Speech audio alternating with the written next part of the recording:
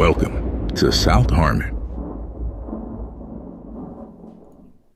Wednesday night AMA, we are live and in the building with Cash right off the rip. Listen, buddy, Six Rings Machiavelli's in here, and I'm not going to tell him no. You know, it's just not what I'm going to do. So I couldn't even retweet the stream before the Cash sounders going off. Look at that. I'm saying, man, like, what do you want? I mean, the guy's out here, you know, doing his thing. So let's just go ahead and get Six Rings Machiavelli's question, you know, in and out of the order. Mac Jones, quarterback 1. Percent chance he plays and takes Purdy's job. Shanahan did want him all along, right? This feels like bait. This feels like bait. Like you're trying to get me in trouble. That's bait. And I'm right? 2 minutes into the show. That's bait. Also, what would you sell Jones for in Dynasty? A 2, a 3? Like I saw somebody ask me about, question the DM. Shout out to Patreon, one of our patrons, right? Patreon.com/South Harmon. Go check that out if you want to have, DM access. So, Mike, he got a first, and it was for ETN and Danny Dimes. So let me ask you, what would you take for Dimes straight up, and then would you have taken that first for Dimes and ETN? I was all aboard taking that first in a rebuild, man. Yeah, in a rebuild? Yeah, pretty easily. Right. I would take that first, no question. Sure. What's the price on Dimes right now for you? Second, I don't want to pay first for him. Don't. Right. Let me say, what would you sell for? Let me bring his question back up. Yeah, I think we got this one a little bit maybe on recap. Right? Just a quick one that we kind of touched on. I think ideally, I'm hoping somebody who drafted Jalen Milroe just kind of forgets. You know what I mean? Like, can I get a second in Jalen Milroe? That would be, oh my God. But I'll even settle for a Tyler Shuck. At some point, he's going to play and start some games. Yeah, right? Spencer Rattler threw the ball 46 times for those that were wondering. That was not pretty. I think he barely got 200 yards. If he even that, that's not good. That's not good. Appreciate the super chat, Six Rings. But maybe it means what will we sell Mac Jones for in Dynasty right now? Well, let's put JJ McCarthy away for a second then. Yeah. Well, I don't want to sell him. Don't want to sell him. I do, but not for anywhere near this price. It's got to be a lot. If somebody wants to pay me a third for Mac Jones, he's yours. I mean, yeah. I'm Mac Jones, I'm treating kind of as a – Mike, I'd rather have a third than Mac Jones, I think, for sure. Percentage chance he takes Brock Purdy's job. Never say never, okay? Like, I thought about sending that tweet. I'm trying to think of someone. I'm lying. Mike, you know what? I think there's a better chance Noah Fant becomes the tight end 1 in Cincinnati, huh? I mean, there's a way better chance Noah Fant becomes tight end 1 in Cincinnati. There's a better chance Noah Fant outscores Jamar Chase one week. Already happened. But yeah, the third is easy for me. Mac Jones. Let's talk about JJ McCarthy, man. JJ McCarthy, that might have been, if you turned off the dial, the most insanely different tale of two parts of the game. I mean, honestly, right? There's people who went to bed in the third quarter. Like, woke up. Holy fuck, JJ McCarthy's like you went to bed like JJ McCarthy's over. His career's dead, right? You woke up to him being the NFC Offensive Player of the Week, right? Like, I can't wait to go to South Harmon and tell Mike how fucking stupid he is for JJ McCarthy takes all I was kind of kidding around, sent Fizz a little voice memo like, dude, Thor might have a rough day tomorrow and we better check on the guy, right? And he the best part was he was waiting with bated breath to fucking go crazy on people, right? Yes, he was. He kept the receipts. He kept every single one of them, my man Thor. Where are you at with McCarthy with what we saw in, the whole entire game? How do you feel about the overall performance? Well, for the first 3 quarters, he was not good, okay? He was not good, but I also you and I talked about it right after we did 4D just a little bit, but I think we're both of the same opinion. Didn't it feel like he had like the training wheels put on him by Kevin O'Connell for most of that game? Like it was very, well, damn. Like they don't trust him to do shit. Yeah, it was kind of like playing bowling. You take your kids like they had the bumpers out there, right? Like they had the bumpers out. Yeah. It honestly did feel. Now, the hard part knowing is like it felt that way, but at the same time you're like, dude, I've watched all these other quarterbacks in this offense, so you're like.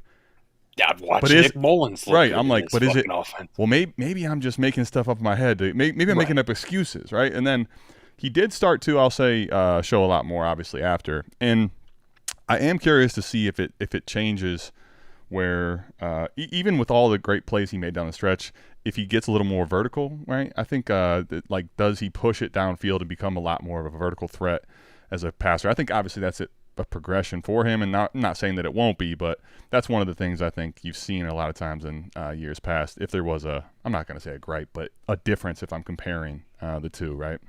You saw a lot of the things you'd kind of expect out of a guy making his first start right away. Yeah. You saw him being late on throws, right? Like, it was like, come on, man, you got to throw that one quicker. Like, you had him. You had him. You got to throw that.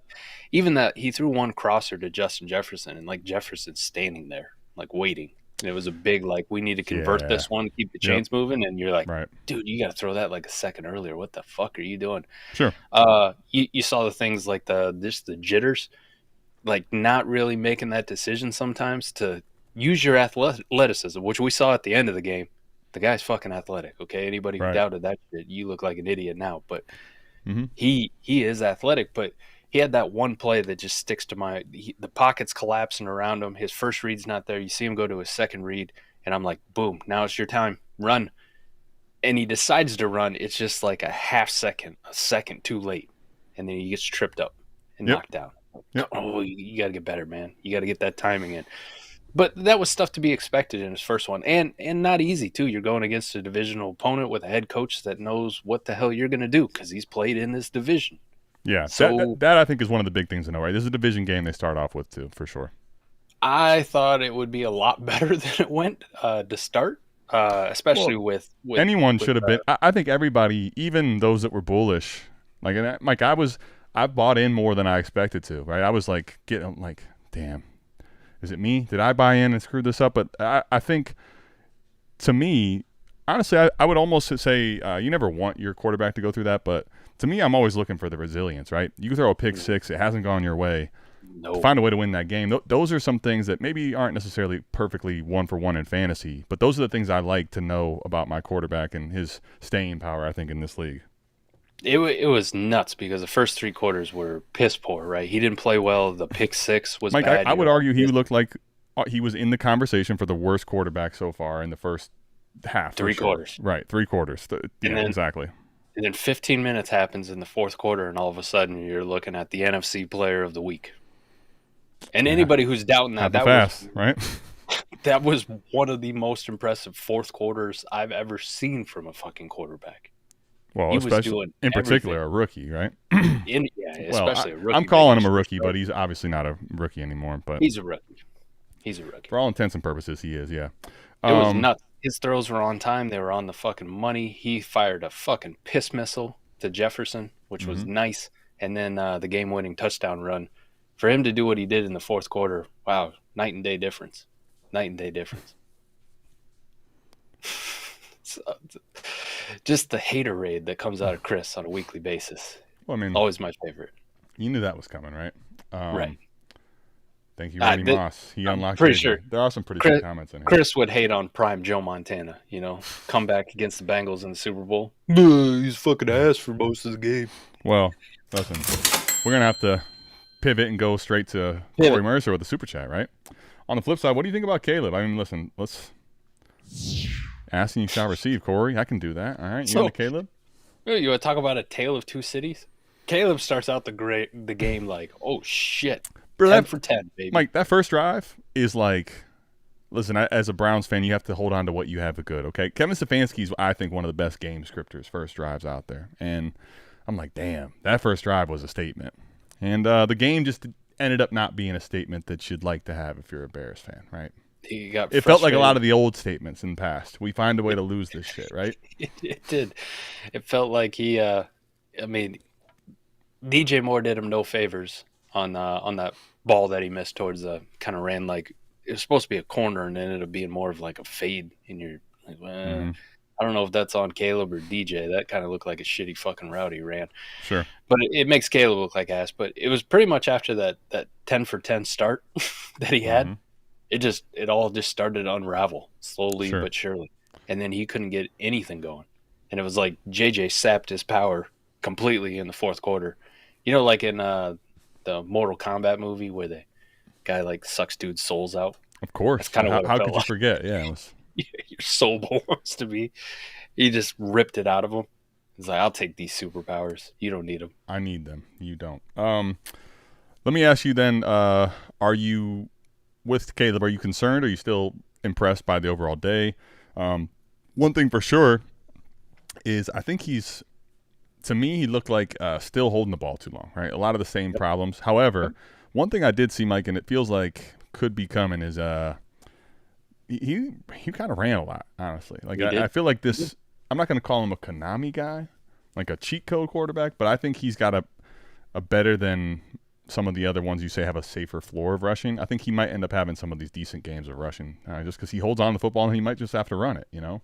Right. I think especially with the way he started, it's encouraging to see that Ben Johnson has gotten to him some and has calmed him down from a lot of his rookie tendencies that were pretty piss poor. Mm-hmm. You just hope they can keep building on it. And let's not forget, I mean, they're playing the Vikings. They're playing the Vikings, a Brian Flores defense that creates problems for just about fucking everybody. I mean, they absolutely embarrassed Sam Darnold or Jared Goff, you know, at times last year, and that was the league's best offense at times. But they put it to him. They put it to him. So I don't know, to come out with that game script, to go down the field, and then even like, you know, you're probably still just getting to the end of your initial game script, but he was still looking good. And then he had some chances there later in the game where he had his moments. There was just too many. We were so close. But that is to be expected to in the first game. It is against a good defense. If he would have looked that good to start and then like just shat the bed against, you know, the Bengals defense, you'd have to worry quite a bit. You'd have to worry quite a bit. I definitely think, especially, you know, with it, I think it's weird because of the division already knows a lot of, you know, Mr. Ben Johnson too. So it's not like if he would have played out of division. I think, Mike, there's still a lot of good takeaways, I would say. It's a lot of good takeaways. But I will say, especially with the first drive, it's like, man, you have that feeling of not only did you leave some meat on the bone, but have we really corrected course all that much? And it's kind of the way I'm kind of leaving with it. Like, better progress, but I'm still kind of slightly concerned, if that makes sense. On a plus note, he wasn't the worst quarterback in that division in week 1. Well, that's true. Right? He's second to worst or third best, however you want to look at it. But Jared Goff looked absolutely fucking horrendous without Ben Johnson and an offensive line.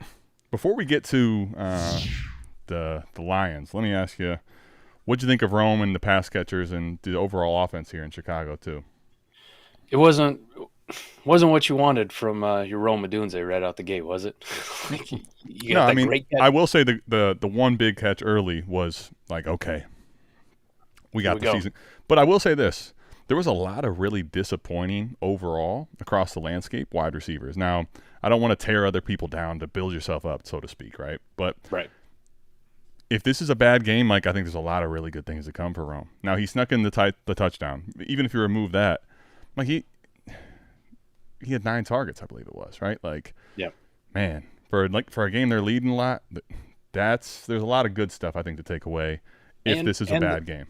They started using DJ Moore like he's the Chicago version of Deebo Samuel too, right? So, which I think makes sense. That's what you should kind of use him as. You didn't really see shit out of Luther Burden at all. Like that was the one that was. Well, I will say, what's up with this whole? What's up with this whole? Come on. I don't know. Why is Olamide Zaccheaus? Olamide Zaccheaus. That's what I mean. Like, Zaccheaus, come down from that tree. What are we doing? Why is he on the field and getting as much targets as he was? That part was weird. I did not like that at all. So, from the pass catchers, I said it on the draft stream. The Bears draft just didn't make a whole lot of sense to me and what the fuck they were doing. I don't know. It felt like they were. What the fuck he's doing? Yeah, it felt like they were just grabbing what they thought was their best player on the board every time. We'll figure it out later, right? But they take Colston Loveland, they barely use him. They take Luther Burden, and they're like, "You're going to return kicks. This is the best we got for you. We're going to put Olamide Zaccheaus in." So I hope they got a plan for him. I hope they got a plan for the pass catchers, and it becomes more clear. But right now, it's still kind of a jumbled. Like, I don't fucking know what the hell is going to go on here. Yeah, it's Olamide Zaccheaus out there. I'm hoping that clears up. That part goes away. It's kind of like Kenneth Gainwell in Pittsburgh, but it was way too much. it was way too much Green Bay-ish and not enough how we see Seattle, where they just throw 8 billion times to JSN. How about Michael Penix? There we go. How about There's Michael the guy. Penix? I mean, How about him? listen, I think this is I'm excited for Michael Penix for sure. Right? I have, if you go back last year, remember I was trying to have people be reasoned with. I have plenty of shares, Mike. But honestly, for me, this is, I think, it's really interesting. Last year, there was a lot of narratives of, okay, Kirk Cousins is going to fix the playmakers here, right? I think that's going to be the reason we get Kyle Pitts back unlocked. Drake London takes the big step forward, and obviously Bijan's only good things to come too. Well, we ended up being, very, very wrong about that. But Penix, I think, now is starting to show me, at least, if this is, let's acknowledge the later part of last year. Like, he's not always going to play this well. But to me, this is the upside that is the whole offense could be. And that's, I think, the most exciting part about Penix personally. He looked absolutely fucking phenomenal. And he added a little bit of rushing this year. Let's say a willingness. More than we were expecting, which was the willingness, to your point, was almost like, I'm not running ever. You're going to have to make, even if there's a fire. But just fucking piss missiles and darts all over the field. Perfectly placed balls. Kadero Hodge, please. Just look for the ball. That's all you got to do. It could have been the game-winning fucking touchdown there. But he decided not to.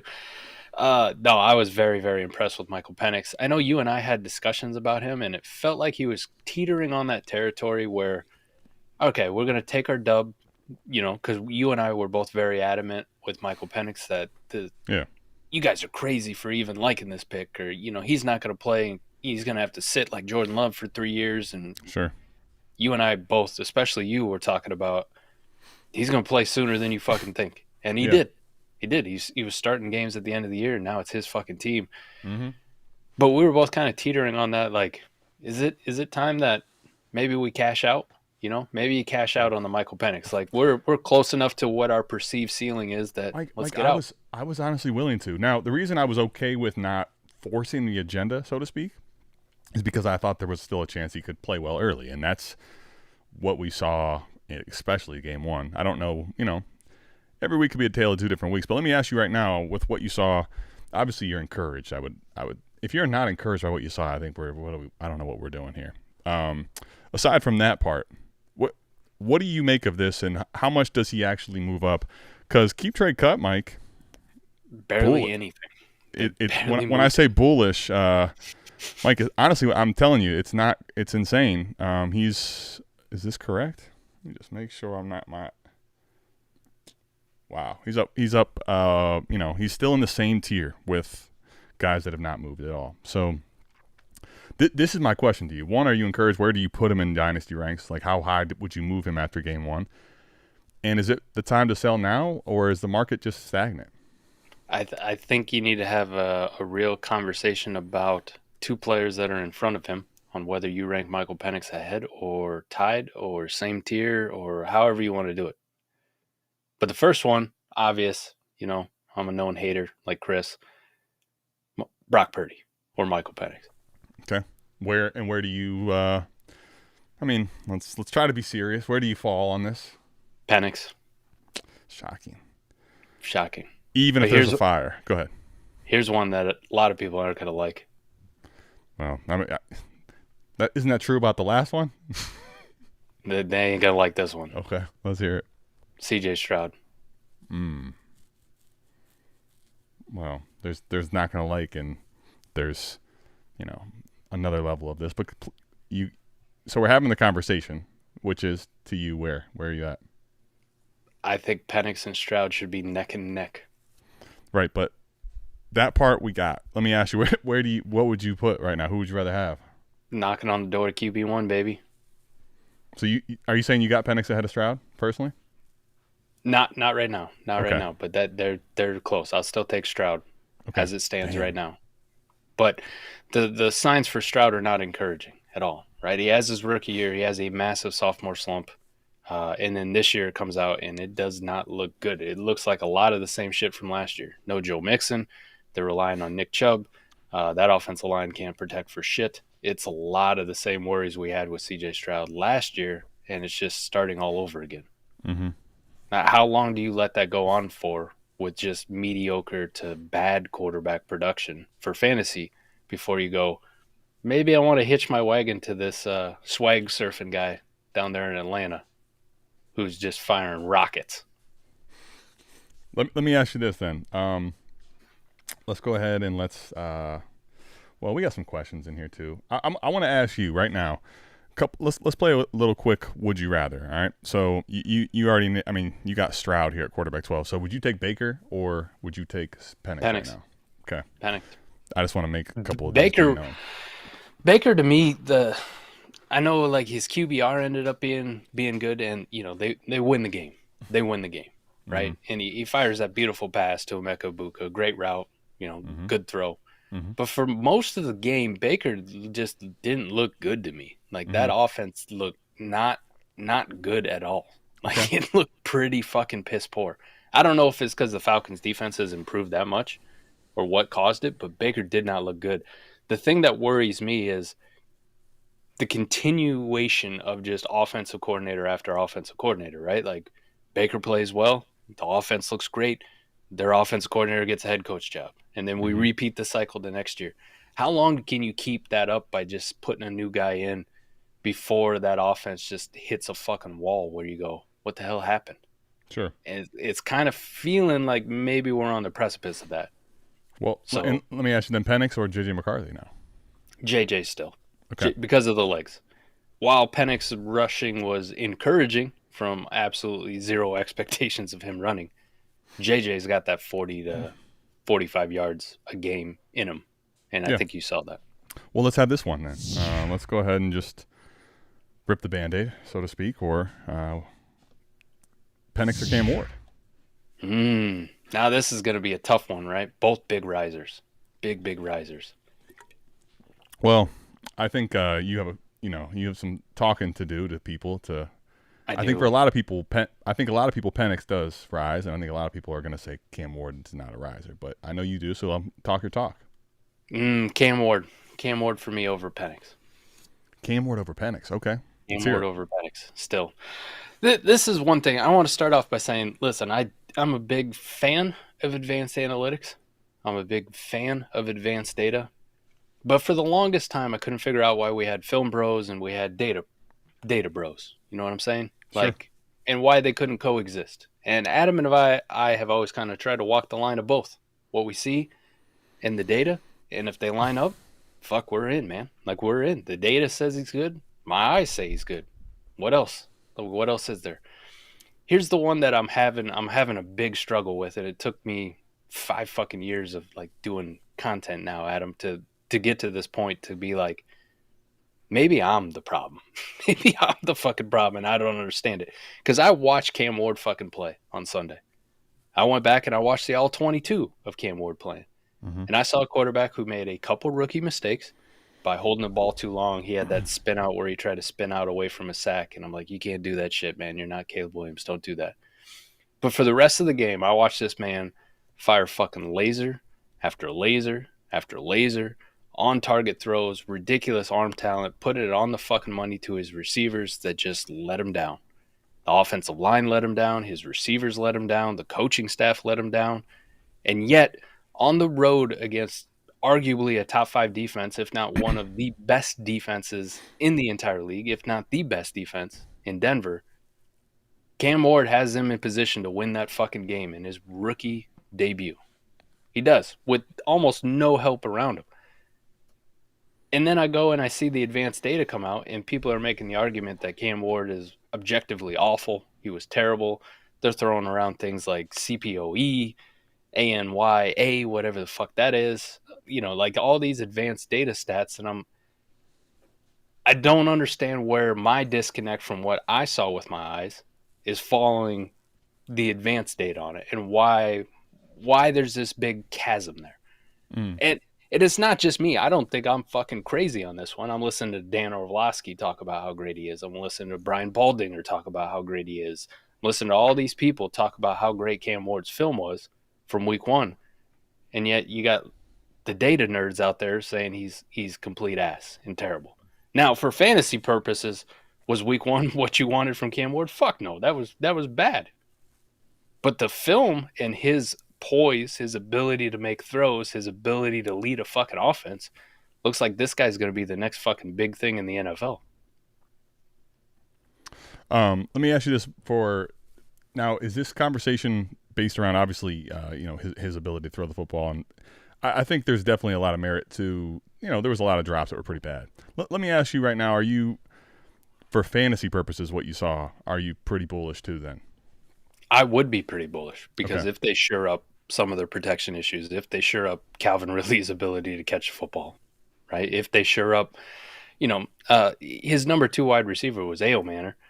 Again, a rookie, not great draft capital.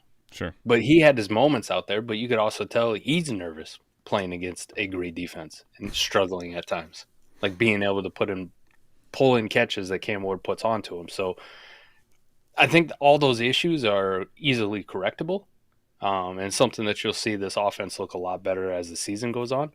And for fantasy purposes, if Cam Ward continues to play like that, but his receivers start catching the football and his offensive line starts picking up blitzes, and they're not playing the fucking Denver Broncos on the road week 1 every single time, Cam Ward can put up some fucking fantasy stats in this offense. Yeah, I hear you. The one thing I'm curious about here, and to me, where let's away from the passing for a second, right? To me, Mm-hmm. To me, the rushing has always been what I'm concerned with here, and to me, it's where, in that type of a situation, nothing basically on the ground other than nothing. So that's what I'm worried about more so than anything with Cam. Are you concerned about that at all? No, because he did have 2 big runs that were both called back for holding, like both of them.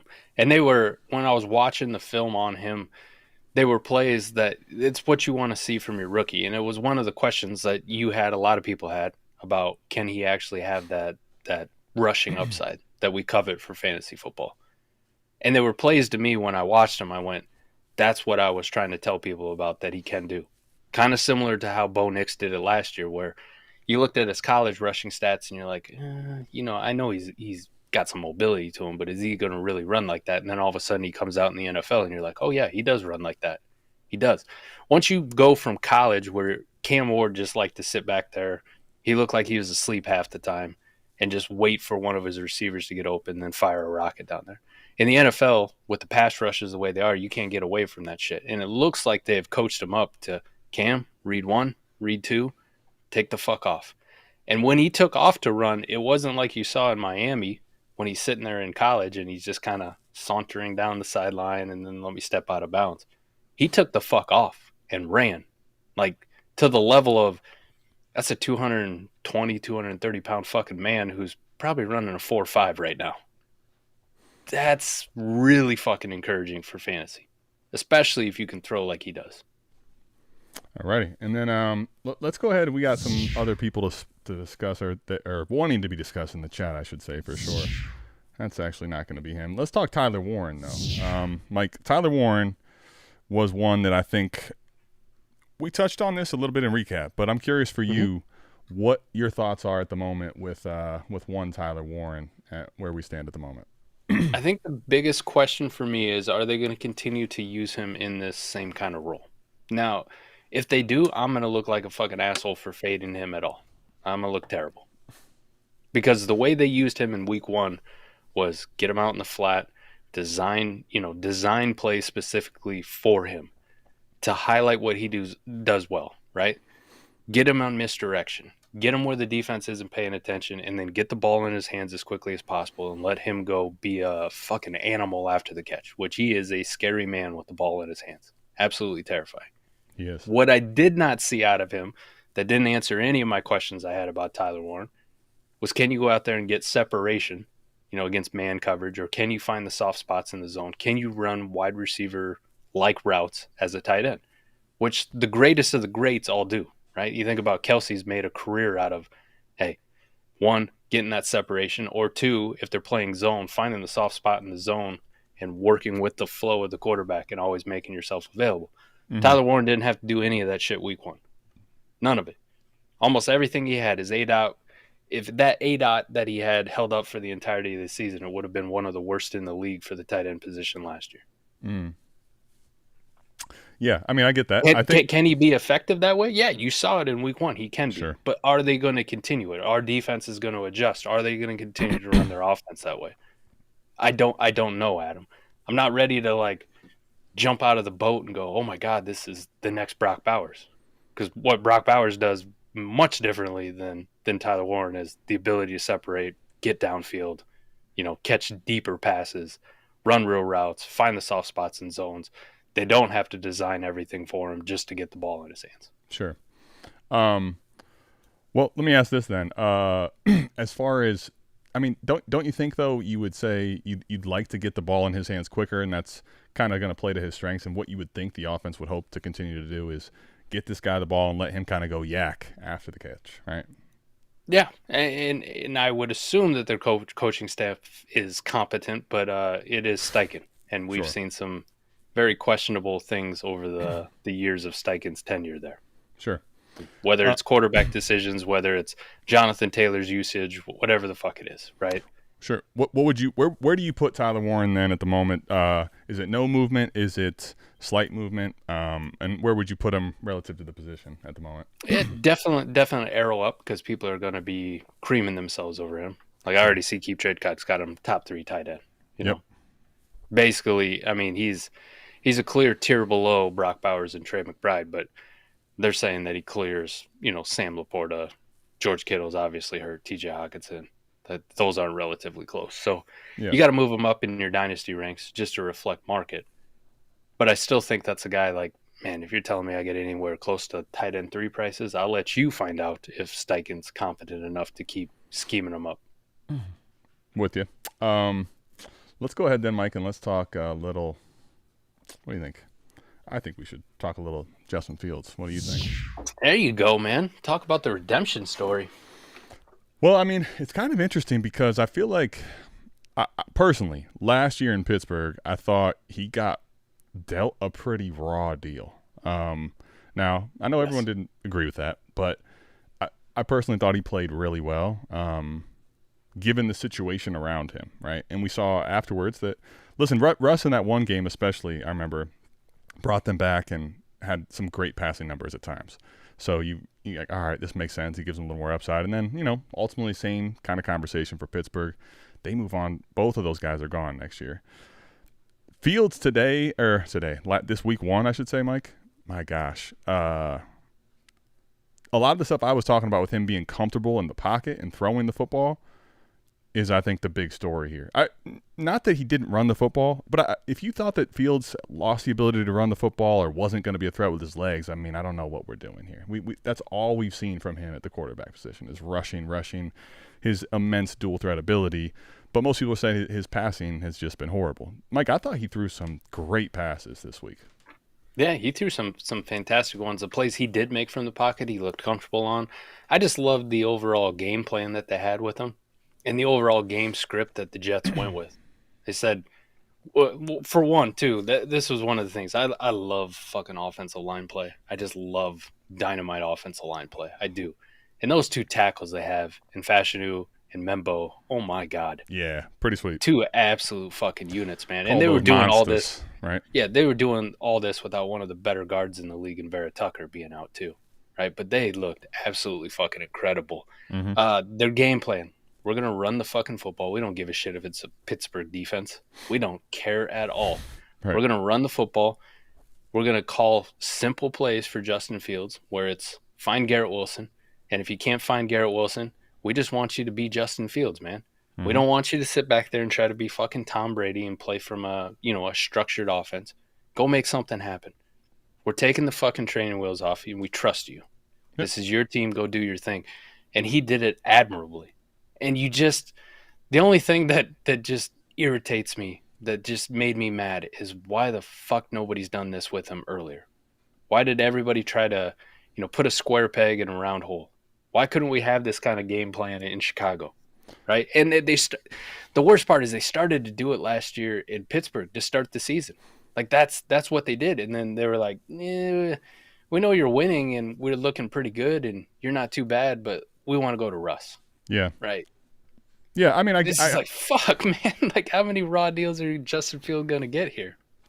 To be fair, I would say though, because I'm with you 100%. I guess the one thing is, you could argue that seeing how he was used in Pittsburgh was maybe I don't want to say a blueprint, but a little bit of that, where you kind of like, hey, this is maybe the way you unlock the kid, or try to, if you're going to do such a thing. So, listen, I think I would probably be a little bit at this point concerned as far as if his value was to get crazy, because I think for the season, this is a guy that has a chance to be an elite producer, right?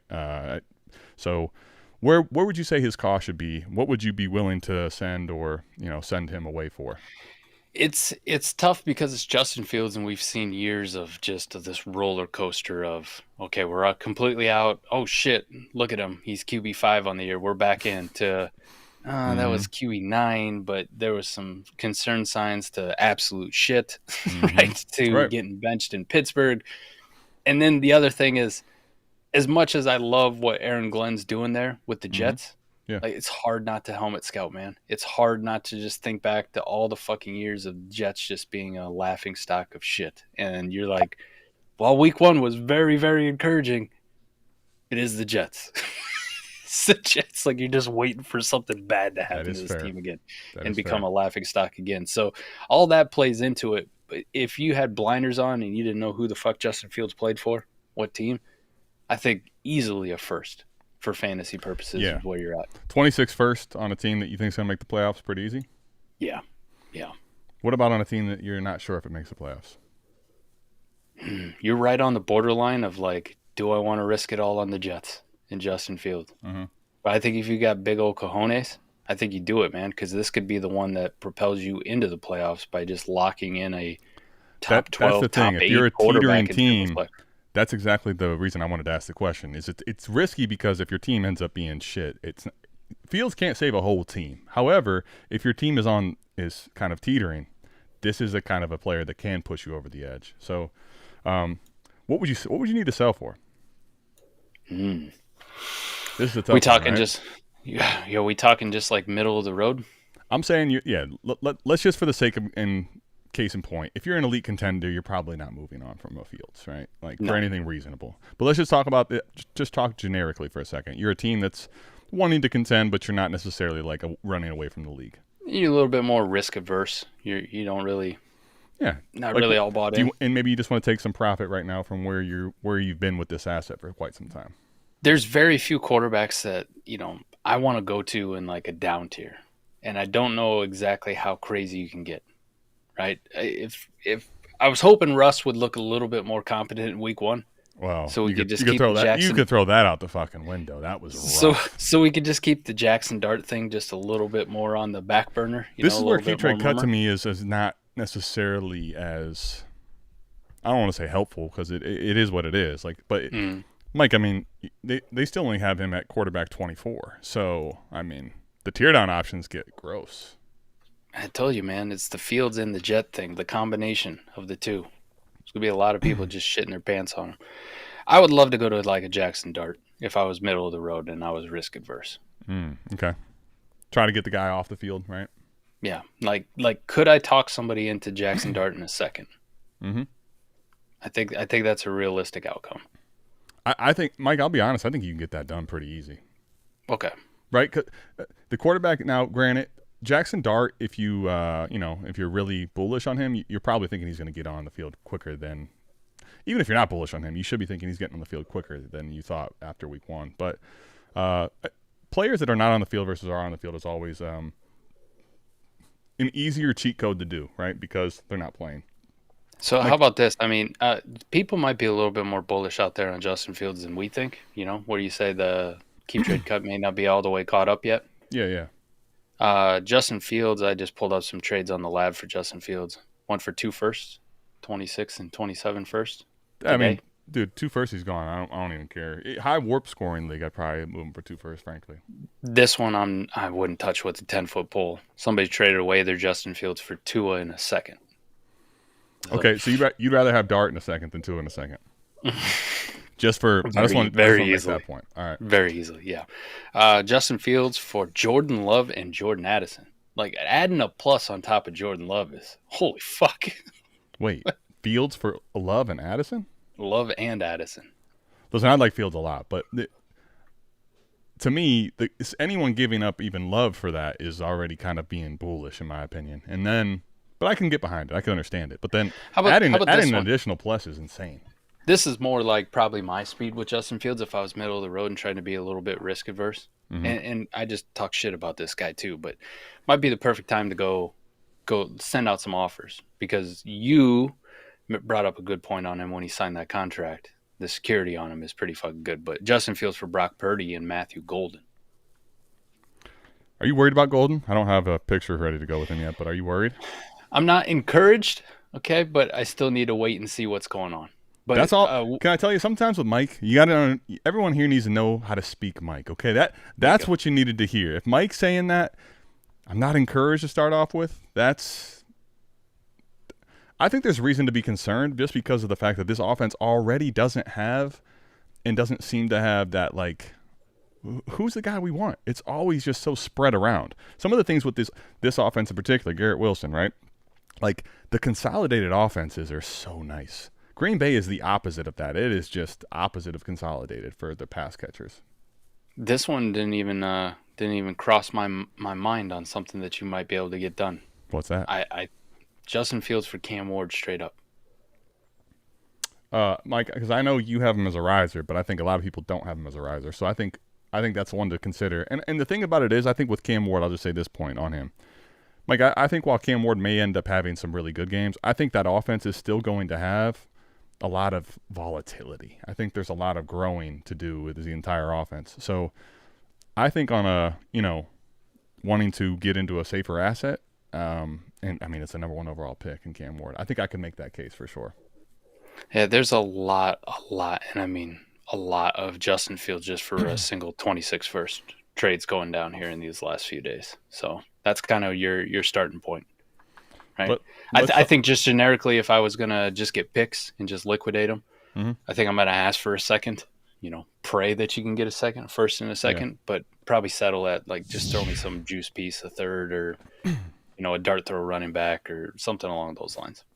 So someone brought this up, Hillbillies, right? Shout out to the Patreon, Savage member. Let's talk about my man Dylan Sampson's receiving abilities. Mike, let's talk Dylan Sampson, and then anyone else you have quickly before we get into the bulk of the questions on the show. Man, we got questions let me coming have in. You talk about Dylan Sampson. That's your boy. Okay. I don't want to start off with the cold water. I want you to bring the heat first. All right. I mean, listen, I think the one thing about the Dylan Sampson, and if you look at the entire running back field as of week 1, Mike, it's kind of a weird trend, frankly, when the entire, NFL has a poor rushing performance as a universally, right? Like, listen, it'd be one thing if you saw the Browns had all those terrible numbers running, and it's like, okay, that offense is either bad, these players are bad, the offensive line's bad.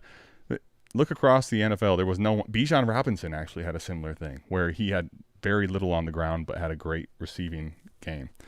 Dylan Sampson, to me, I think, Mike, is you have to be encouraged with, anybody that's getting that type of opportunity through the air. So in PPR, I think what we saw from Sampson is encouraging. I do think what I'm worried about with him is the offensive line as a whole did not create anything.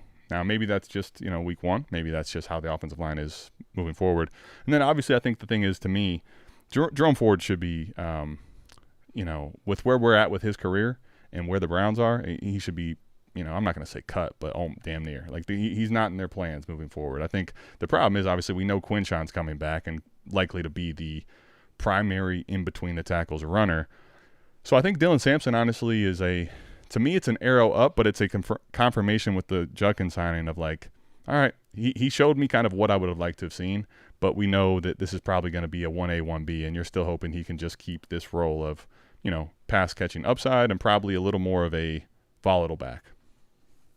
That is probably the most realistic way to look at it, Adam. Like, while week 1 was very encouraging and he did catch a lot of passes, there's a few things that you just got to think long term about on whether this is going to be something you're going to be able to use in fantasy outside of best ball leagues, right? Like, if you got him in best ball, you've fucking found money, man. Who gives a shit, right? Adam, and you're in a ton of best ball leagues, so you got to be feeling good about all your Dylan Sampson shares. In lineup leagues, though, I'd be like, dude, how the fuck am I going to use this guy on a weekly basis? One, it was the Bengals defense ended up being one of the higher scoring games on the week, which, I think a lot of people were like, man, I thought maybe division, maybe these defenses would actually try to show up, but they didn't. None of them did. Like, they knew how to shut down the run, right? And the fucking Browns, man, they always seem to have Joe Burrow's number. I don't know what the fuck you guys do. Like, Dude, they held listen, that offensive point, but they put up points. They still put up points. It's the when coordinators know each other, man. And Zach Taylor, it's just amazing. Sometimes I think the way in which Taylor just doesn't change what they do, and it's just constantly this is what it looks like, But yeah, your point about his volatility, almost all of his production comes off catches, right? Like that's all you saw, right? And then you add in a Quinshon Judkins, so whatever rushing opportunity you go, oh, okay, so that's probably capped, as far as his rushing production outside of a handful of carries, change of pace kind of stuff. So you're gonna have to be a pass catching guy only. And then you think about this offense as a whole. It's not a very good offense. It's also led by an older quarterback that we've seen just completely self-destruct at times and take a shit. They got a couple of younger guys waiting in the wings that I imagine some point this season they're both going to have opportunities just to see what the hell they have. Are they as propensive to, dump off to the running back every single play instead of trying to force balls downfield or take off and run and scramble? Flacco's not taking off and running for no first downs. He don't give a he's fuck that, man. Just give me my check down. So if the offense kind of evolves throughout the year, what does a almost strictly pass catching kind of running back look for in this offense that isn't that good for fantasy purposes? And I think for lineup, it's like, dude, I don't even know if I could put him in a flex sometimes. Like, I don't know if I'd even be able to wedge him in outside of injuries and bye weeks as far as getting him in there. In best ball, though, it's like, fuck it, man. I'll keep it because if he does have another 8-9 catch game, found money. Sure. Let me ask you this, actually. I think kind of just overall kind of curious. I'm just thinking about touches, raw number of touches, because he ends up this game, obviously, 20 touches. I think that comes down. I think Quinshon's going to end up getting some of that. But, man, I mean, just week one, I don't think that was something I truly expected him to get that many touches. So I think that's an encouraging thing, is that it's probably going to be a show of him and Quinshon when we get to, Quinshon being acclimated and onto the team. And this is my question for all the real stands or the home run, swinging for the fences with him. Do you think there's a chance he can be a 1A to 1B with Quinshon? Is that a possibility, or is that a pipe dream? I think you're muted. What do you mean when you say like 1B? What are we looking at, like, split wise? I'm saying like a 55-45, like a 55-45. Yeah. Something like that. 60-40, 55-45, something like that. I just pulled up a player from last year. Now, just down the stretch, just looking at how many touches he had, right? And in a better offense. But this running back who was, 1A, 1B, they were splitting pretty well there, especially down the stretch. You're looking at 11 touches, 17 touches, 20 touches. Nope, not that one. The other guy was out that game. 12 touches. So 12, 17, 11.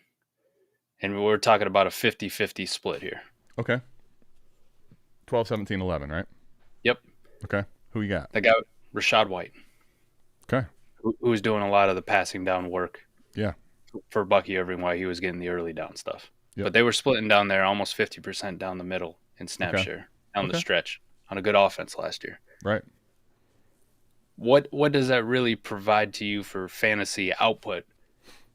If you're the passing down guy, even if you're splitting 45 or 50% of the snaps on a kind of if the Browns are middle of the road offense, that'll be nice. I would say it's actually, interestingly enough, what I would argue or what I would be excited about would be on a really good offense, right? You would think you're going to have that's going to be leaning towards a Bucky Irving, right? The guy that's getting more so the playing from ahead. If you're playing from behind, right? Whether you want to or not intentionally early, it's like, hey, dude, I envision this Browns team not in the way they played the Bengals, where they should have won the game and don't. I envision this team mightily struggling in some of these weeks ahead. More Saints?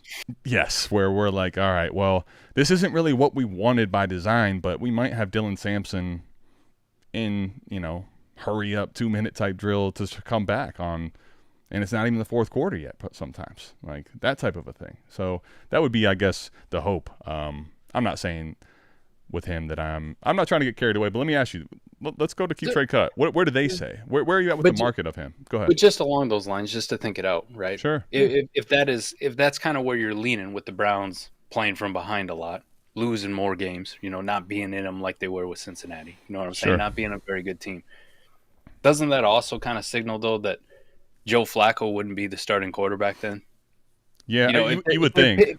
If they're pissing away games left and right and that offense doesn't look good and they're kind of playing from behind anyways, what's the point of having Flacco out there, right? You can't make that. As a coaching staff, you can't say, we're trying to win games. He gives us the best chance to win. You have 2 young guys on your fucking roster. Sure. Everybody's going to be calling for the young guys to play. Let's see what the hell we have. For sure. I'm not even saying that well, one, you would think that. Two, I mean, there's no guarantee. I watched this team. We've all seen that Winston's not going to be your franchise guy. How long did he play last year when we were kind of, just not doing much, right, hanging around? I'm not sure when Stefanski will pivot, but even if he does, I don't know that Shedeur is not necessarily going to check down sometimes. I'm not sure that Dylan Gabriel wouldn't check down plenty. Like I'm not saying I don't think that's a death sentence to Dylan Samson personally. But let's just, I'm curious what the market would say and where you're at with him in the market right now. What would you be looking to receive if you had Dylan Samson? You're trying to trade him away, trying to pivot. I think I don't know if he's a drop per se, Jay, but honestly, if it's close, yes. I mean, definitely for me. Yeah. It ain't looking good for him. He's a pretty easy guy to move on from, in my opinion, unless there's a bunch of injuries. I think, it's a context question on like what kind of team are you looking at with Dylan Samson when you say like let's say you're a solid team. You have a good team. You're in the playoff mix. You're hoping to compete, but you're not a juggernaut. Can I luck into some cheap production, right? Like Aaron Jones is ranked below Dylan Samson on Keep Trade Cut right now. Like I would take all the Aaron Jones, even after week 1. Were you? I was going to ask you, were you concerned about Aaron Jones week 1 at all?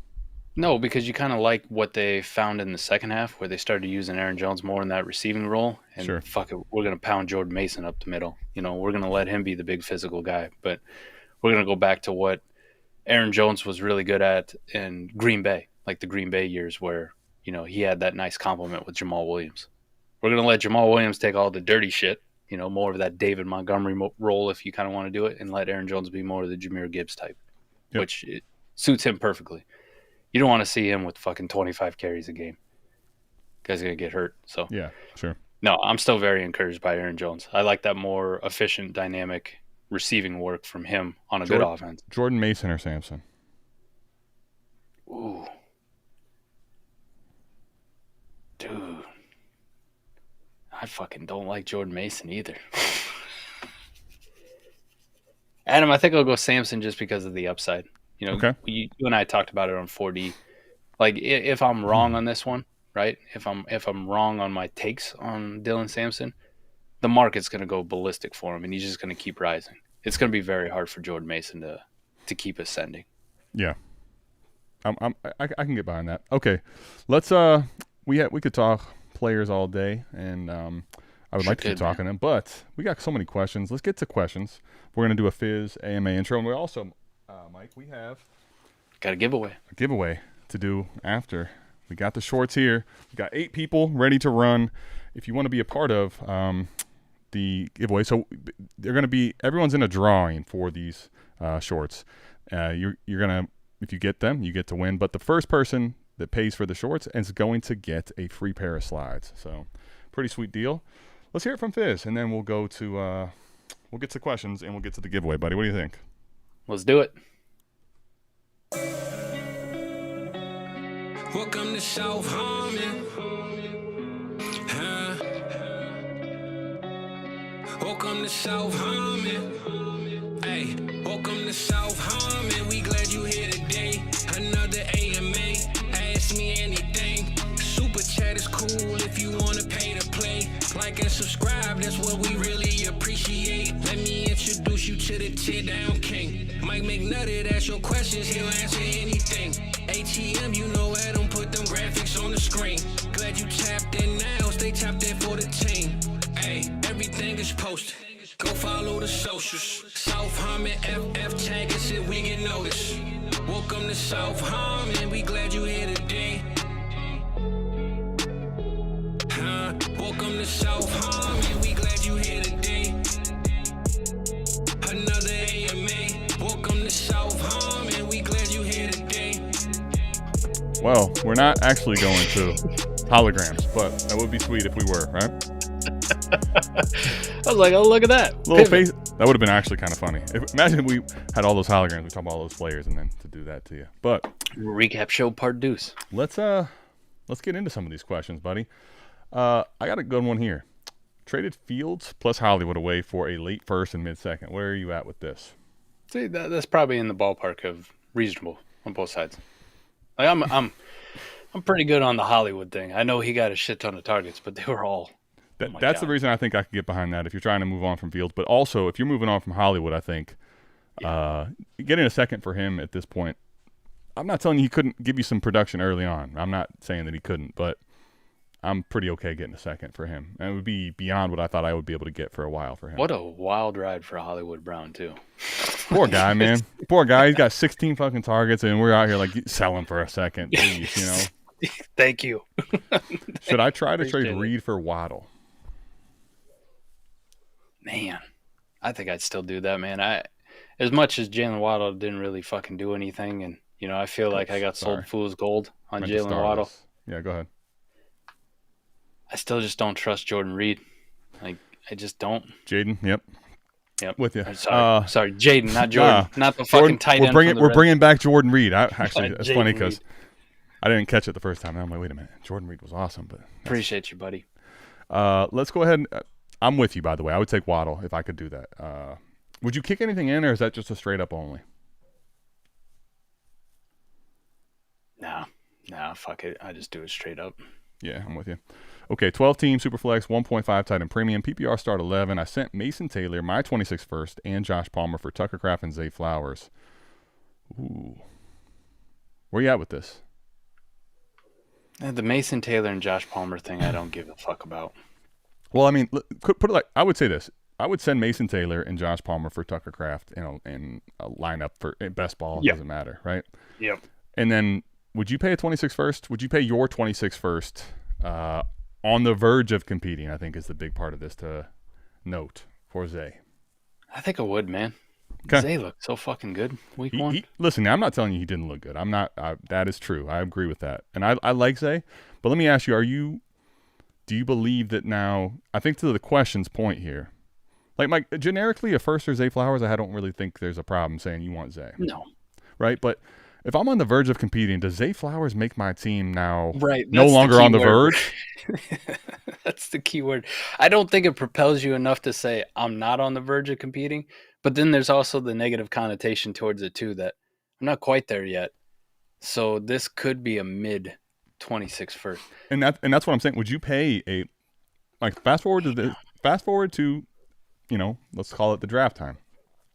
Would you rather have the 106 or Zay? The 107 or Zay? The 105 or Zay? Right. Buddy, I'm telling you, more often than not, we're going to be saying that 105 to 107. You know what? There's a handful of times a year where I just let the soul speak to me. You know what I'm saying? Oh. Like I fuck the process, fuck it all. Like I go fizzle dollars on this thing, right? Huh? Fuck the analytics, fuck the warp, fuck all that shit. That's Zay to you? Zay, man. Like I look like I was beaming ear to ear when that guy was making his runs on Sunday Night Football. All right, I get it. I will say, and it's okay. I think there's sometimes you have to listen. The reality is we all play this game because we really like football. We really like something that, and I think you have to be human with your elements there.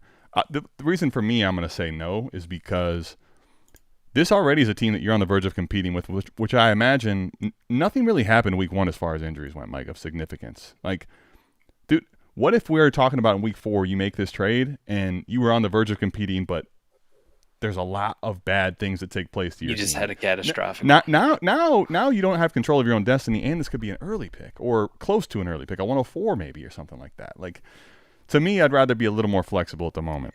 There's a possibility, though, you could squeeze a first back out for Tucker Kraft. You know what I'm saying? Or something pretty close to it, where then it just ends up being Mason Taylor and Josh Palmer for Zay Flowers. You know what I'm saying?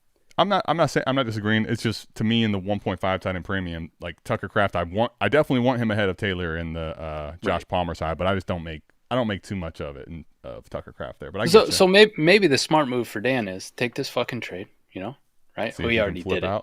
He already did it. Yeah, it's already done. It's already done, Dad. It's already done. But then take Tucker Kraft, right? The first time Tucker Kraft has a game, which will probably be within the next couple of weeks, he's going to have a game. Where he's like tight end 4 or tight end 3, something along those lines. The first time he fucking has it, start living the A-Warp tight end life, buddy. Go find the motherfucker that's got Juwan Johnson or Hunter Henry or one of those guys and be like, let me get that tight end plus first. Right? And then at the end of the day, his net is he got into an A-Warp tight end. It cost him Mason Taylor, Josh Palmer for Zay Flowers. And then we're looking at Dan here and going like, you're a fucking genius, buddy. You're a genius. It's fair. That's I mean, here's the other thing. You already made this trade. I think that's all you can do now is just, try to find a way to make your team the best competitor you can, and that would be definitely playing the A-Warp tight end game. Half PPR, start 2. All right, we're already doing start sit, Mike. Welcome. Yeah, I love it, man. Welcome to the start sit show, Dude, is this Bill Belichick? We're on to week 2.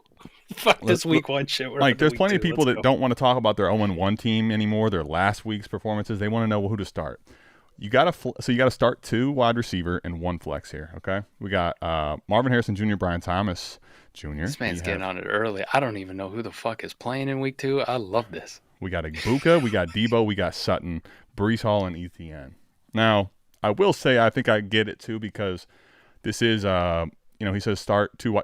I kind of read this as he's starting 2 wide receiver, and this is a flex, right? All these people on his team. You got to start 3 people here. Let's start with the flex and the running back because are you playing Breece or ETN when you have all these receivers is the question, especially after the trade of Tank Bigsby. In a half PPR, yes. Now they become in the conversation. Okay. Quite a bit. So right now, as you do this, as you go through it, I mean, let's just talk about it from who's the best player, and we'll go down the list. In half PPR, the best one out of this bunch right now is Breece Hall. Okay, to start. Okay, you take Breece as a auto lock-in. Auto lock-in. So if that's the case, that's your flex, and that's ETN's out and done with then, right? Yeah. You can't even wedge him in, man. Man must have one hell of a running back core. I'm sure he does. Well, listen, these are his decisions. Now a receiver goes, Mike. Let's got to pick 2 of these guys. Yeah, we can take a look at the matchups as well. But where are you at right now with these guys in their matchups week 2? So I was going to start with Brian Thomas Jr. It wasn't good. It wasn't good. From Trevor Lawrence or him, week 1 was not what you wanted. Sure. But it still feels like too early for me to just wave the white flag and go like, no, we're done. I will say, too, the other thing about it is they play the Bengals, and Bengals are going to be at home. And I think that game could end up being one where you have to put some points on the board, right? That was the other one I was going to bring up. It is the Bengals defense. So I think I'm starting Brian Thomas Jr. We're going right back to the well. Now you get to the tough part. For sure. I mean, you got Debo had a great week. Sutton, I think, is always a solid contributor. Ibuka's coming off calling game, Mike. Calling game. You got Marvin Harrison had a great week as well. Oh, man, who do we got here? Tampa Bay at Houston. But you get the Monday night. You get to watch Ibuka on Monday night if you want. Yeah, and there's a dual Monday night this week. Cardinals, they have Panthers. Carolina at home. Oh, my. Oh, my. And then tomorrow night, Washington at Green Bay. And then just kind of glossed over Denver. Denver at Indianapolis. Yeah. Dude, I think I'm starting Ibuka. We're just going right back to the well. You want some? I knew you'd come around. Mom! Ibuka! We want it. You got me, buddy. We want it now. Let's go, man. Let's go. I've held out for too long. Start Brian Thomas Jr., start Emeka Egbuka. You disagree? Came in here, agree? the house. I'm trying to get my bearings. Let's go, Egbuka. I think I will say I'm definitely playing. Man, Mike, to me, it's a Egbuka and BTJ or Egbuka and Marv, honestly. Debo's hard to sit, though, honestly, in this team. Would you give any consideration to Debo ahead of Breece Hall? No. Okay, I'm with you. I wanted to just ask the question because I think people right now are going to have a hard time doing that. To me, I think while it was encouraging for Debo, Mike, I'm also waiting to see what happens when Terry has a game too, right? Like, right. What that looks like. Also, the Commanders the Giants. We just talked about how bad the Giants were. Okay, like I think the Commanders are going to be in some games where you're forced to do a little bit more, if that makes sense. So right, the quarterback they're playing is in complete fucking butt cheeks. I mean, you're talking that whole offense was awful, man. Fucking Which brutal. tomorrow night they play the Packers, and Jordan Love in that offense came out on fire. So Washington is going to have to show the fuck up. Yep. All right, so let's go with this. I think to your point though, if it was PPR, you'd have more consideration for maybe starting Debo over Breece Hall in your flex. Full PPR, I probably would actually lean into the wide receiver position. I think in half PPR, I'm going Breece. 12 teams start 9 super flex. I gave Worthy and I got Boutte in a first. Where are you at here? Yeah, terrible deal. Really? Okay. Tell him why or give him more. I mean, other than the Dude, we're already giving up on Xavier Worthy. Xavier Lopez is clearly giving up on all Xaviers at this point, right? He won't even his namesake. He won't even keep him on his team. He's like, get the fuck off. Well, let me ask you. You're the tear down king. I mean, do you believe in Booty, Keyshawn Booty? We just talked about this on 4D. Just kind of not whether we believe in him, but just glossed over the fact that was one of our most viewed shorts on this fucking channel was Keyshawn Boutte. Right. It was encouraging. Yeah. All right. I was listen. Don't want to dismiss it. It was encouraging. I think he's a big former name that has an opportunity on this offense to take a role that's needed to be had. Right. Right. It was week 1. No, just in general though, I'm not betting on third-year breakouts. Well, so the wide receiver position. Here's my question. Right now with the Worthy injury, right? What would you need to move off of him straight up at this point? First and a second. So I mean, I'm not saying Booty's a second, but okay. I'm not for the record. Okay. But I'm just saying, is Booty a third? No. Booty's not even a third. He really is Booty, huh? He's maybe he's ass cheeks. I'm just saying, like, there's a world where you could end up playing this to be close to that value. Is all I'm saying. I'm with you. I think I probably would have shot for a more safe asset back than Booty personally. But 5 years into this, have we learned nothing? No, I'm with you. I'm not everyone's a Devontae Parker with a 5th-year breakout. Which then Zach you turn Willard? right back into ass cheeks. Listen, I got a place you can go, and you belong. It's right here, AMA. You got a question that feels dumb? We allow those all the time. ETN and Coleman for a 28 first, second, third, and fourth. ETN and Coleman.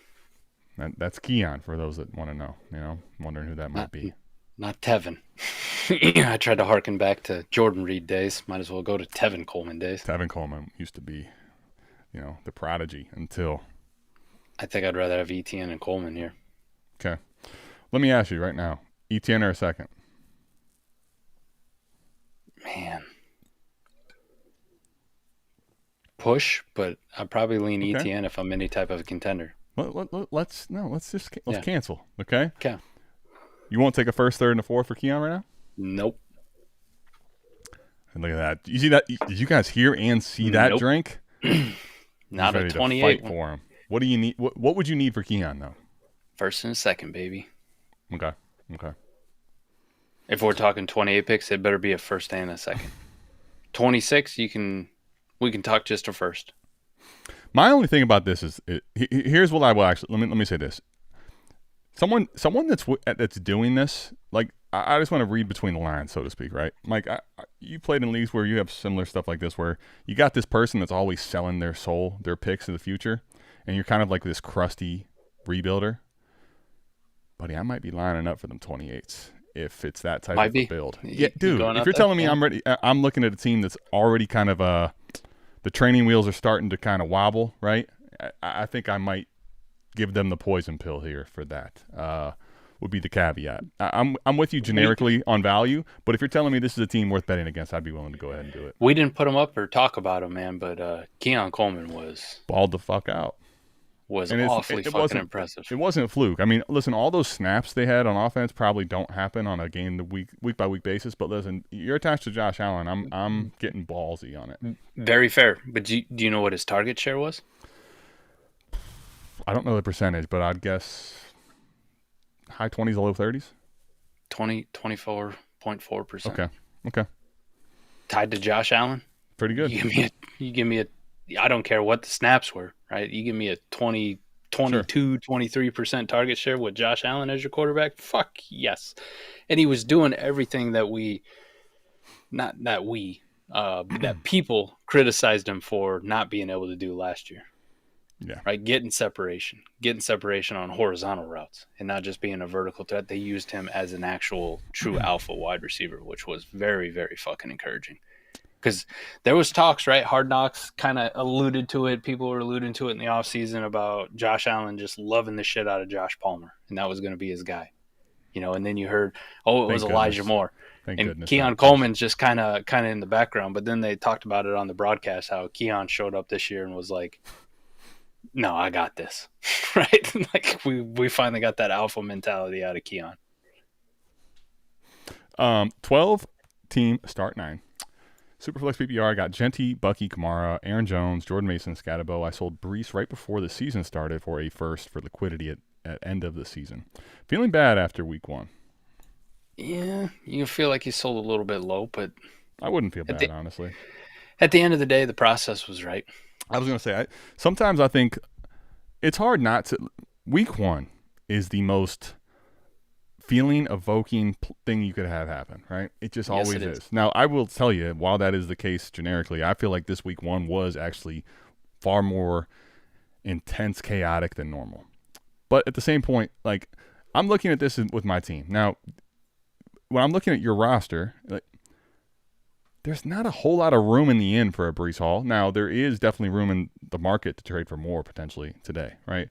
But I'm not all that worried about it. I think you made the right move and at the time, right? Because what if, just hear me out, we can't say this is going to be the case. I've been the one that's trying to be more reasonable about Braylon Allen's not going to take over this offense. But what if Braylon Allen was a little more Sharps to Kenneth Walker all of a sudden, or at least 50-50?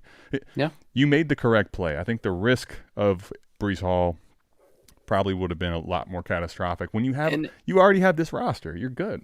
And in a start 9, right? It's a full PPR too, which means more times than not, your flex, you're going to want a good wide receiver in your flex, not a running back, right? Mm-hmm. Like more times than not, You're going to want to put that wide receiver in there.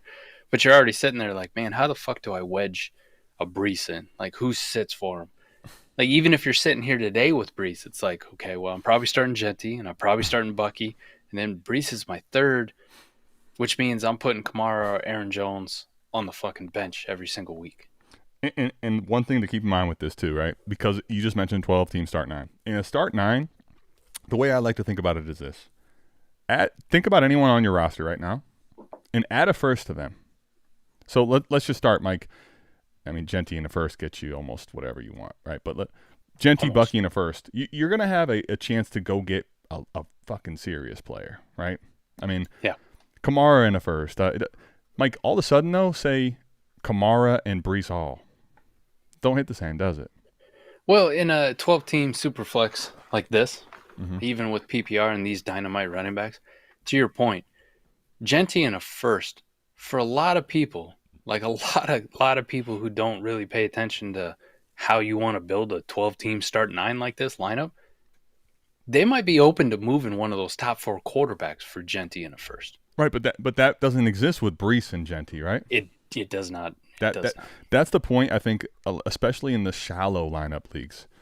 Man, the first, if you just think about the way you're going to want to tier up, because that's what that is all about, right? It's typically about it's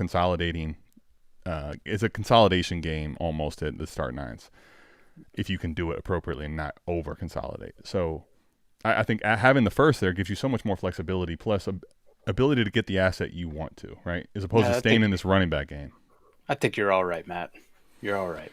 Rest Sorry, easy. I took too much time making you feel better about your trade. Let's took over an orphan right before the season start with Hurts at quarterback. I traded Neighbors for A.J. Brown mid-looking first, Bill Krosky-Merritt, and Aaron Jones. What do you think of this trade at the moment right now? You got a lot back. A lot of diversification, right? A.J. Brown obviously didn't have the start to the season that you wanted. I mean, that is saying it, politely. Mildly. Yeah. But if A.J. Brown goes out this week and puts up a 20-burger, people are going to forget about the week 1 shit. They don't give a fuck then. We'll be right back. They will have a short memory, but it won't be that short because week 3 could all of a sudden be right back to there. Could be. Now, to your point, yes, I agree. I agree in sentiment. I think this is one of those where JCM is a huge piece of this potentially if he continues to have a rise and gets more of a role. But in general, if this first is actually going to be a mid-first or an early first, I think I can understand this play for sure. What did we just talk about with Bill on 4D though? Yeah, we're here. We're knock knock. First territory for him already. Oh, dude, listen, it's here. We're here. Yeah. So if you told me this deal is A.J. Brown, 2 firsts. And 2 firsts, yeah. And whatever the fuck Aaron Jones is. For sure. That's a easy. No, for sure. No. I that's what I'm saying. I think you actually got a pretty damn good deal. The only thing to keep in mind is, right, with this trade, the mid first has value insulation. A.J. Brown does not. JCM does not. Aaron Jones does not. So what you have right now is not secure from catastrophic detriment. So what I would just say to you is, but what you have is a first and a bunch of vouchers. Exactly. And you know what you want to do, Mike? Sometimes they have what's called the gift card exchange. You've seen this where cash is king, right? So sometimes it's better to sell that gift card at 90% on the dollar to get the actual cash in hand, right? In case the store that you have the gift card to closes shop. All right. Who has the inside scoop chess advantage with Ben Johnson returning to Detroit this weekend? Any effect to note? Ooh. Well, I would say it would lie with Ben Johnson because of how fucking bad that Detroit offense looked without him. Without an interior offensive line either. Yeah, it is a tough kind of start, honestly, when you think about Ben Johnson, right? Because Detroit does have his number, so to speak, pretty well, and not legitimately and everything. But right. I think it is. I think it is Ben Johnson. And I will say, I know he's a straight shooter and all this stuff. He could tell you till he's blue in the face. He didn't have this game circled. It's any other game. It ain't. He's got some stuff up his fucking sleeve ready to go for this game. I can almost guarantee you. I've got Ben Johnson as well. There was some good splits out there with Jared Goff without a coordinator named Sean McVay or Ben Johnson.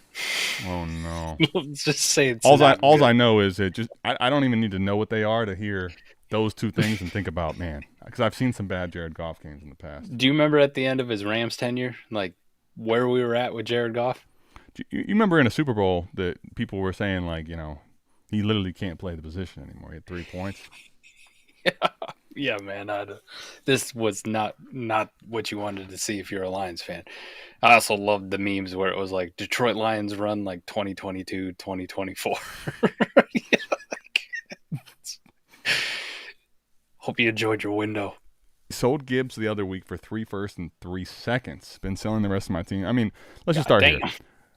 Gibbs, for someone comes to you giving you 3 firsts and 3 seconds, Mike, is there even a consideration regardless of format? I don't give a shit. Anything we play in. I mean, maybe in one quarterback you might be like, I don't know, but honestly, anything we play in, there's no question. Like a 10-team one quarterback league, maybe. Yeah, that's what I'm saying. Something like that, right? Been selling the rest of my team. I have 726 firsts. I've got 327 firsts. I got 526 seconds and 427 seconds. I have lots of picks. Would you start to buy a couple people? Absolutely not. Chandler, I've done this sort of a thing before. I'm sure Mike has too. And when I look back, now granted, here's the thing. It's kind of like a dice roll game. It's a gamble.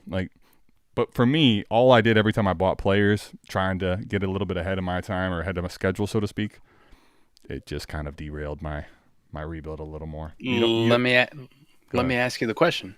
I watched you buy players with picks before. Mm-hmm. But when did you buy the players? Well, when I'm saying even on that build, when I bought them early, like at this point for Chandler, it was when I bought Akers, and that was a terrible investment. It was when I bought a Trey Lance. It was a terrible investment. And even if it was a player that didn't go as freaking terribly downhill as those guys did, Mike, it just is the wrong time. You don't need – this is one of the things about a rebuild. You don't need to set a lineup at all. Like, you can park cash. You can store the cash, take the investment, get the interest, right, and let your roster be awful. You don't need to put – I wouldn't start and worry about, hey, I need to field a roster. The way I do that, especially if I'm in this scenario, is I kind of think about where I would want my window to be to start. So if I have a bunch of picks in 26 and 27, right, let's say you want to compete by 2027, okay? So you can probably start to move picks in your 28 picks that you're continuing to get at a really big discount and kind of leverage those into players once you see the semblance of your team get there. But even if you say 27 is your competing year, I'm not going to start pushing those picks into players until I see that I actually have the team assembled that's ready to start getting to the contending part. That's when I'm worried about my roster as far as what I'm starting weekly. Not right now. I know we just started the NFL season, but you have to think about the dynasty cycle. We're 2.5 months away from picks. Yep. Starting to do this, right, in value. Yep. You're at the bottom right now, right? But they're going to start doing this. As more and more teams get eliminated, more and more teams go, fuck, I ain't winning shit this year. I ain't even making the playoffs. Those picks just keep continuing to rise in value all the way up. We used to always say they held their value right up until you made the pick. You know what I mean? Yeah. But with the way the fucking internet is in the dynasty cycle, listen, you can go make fucking picks right now and then sell them for more like a month later when they're running around in shorts and rookie minicamp. Right? And people are like, see, fucking told you. Look at them. Look at them. They got big plans for them. Big plans. Did you see them on Hard Knocks? Big plans. They actually rise in value. Like, it's all fucking summer. It's all summer. They keep going up. Right until you get the redrafters back. Scott Fishbowl kicks off. We start doing a whole bunch of redraft talk. Then the picks go down. Right? And we get this nice little 2.5 month fucking lull where people don't really give a shit about their picks. But you're 2.5 months away from all that shit that's on your team right now, going way up. My bad, Chris. I did not see this question. Indiana Jones, he's referring to Daniel Dimes. How are you feeling about Indiana Jones? I'm one of the few that thinks Danny can be legit again. How are you feeling about Danny Dimes after week 1? He looked really good. He did. I mean, all my A-Rich takes are just right in the shitter, it feels. They feel shitty at the moment, no question. All these real shitty. These teams I was hoping to get a little bounce back from A-Rich, they got them buried in 0 points on a projection, right? Is something about playing for one of these New York teams just puts you right in the shitter as a quarterback. I don't know what it is. What would you move him for? What would you move to get? Wasn't there a would you acquire Kurt Russell movie, Escape from New York? Same kind of shit. What would you pay for Danny? Would you? Let me ask you. You need a quarterback, or I'm willing to pay and what somebody's going to give up Daniel Jones for. Well, let's just have it regardless. What is it? What are you willing to pay? Second. Yeah, it's not happening. 2 seconds? No. Okay. So you're selling for 2 seconds? Yeah, I'd sell for 2 seconds. Would you sell for a second and a third? I don't think so. Okay. So he's kind of in the territory of if you really want him, you can have him, and I don't really want him. Yeah. Okay. So I hope that made sense.